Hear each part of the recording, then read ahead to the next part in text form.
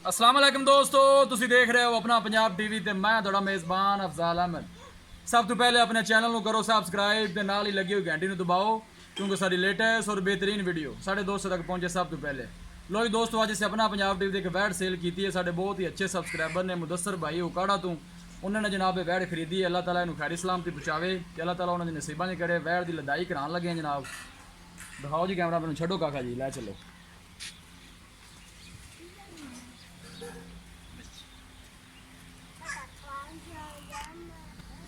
ए जनाब वैड 2 दिन कल इन्हें वीडियो पाई सी जनाब।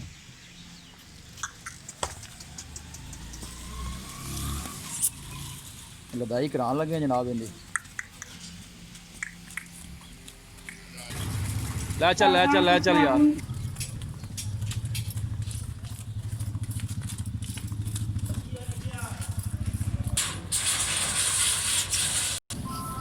लो जी लदाई करान लगे हैं जनाब।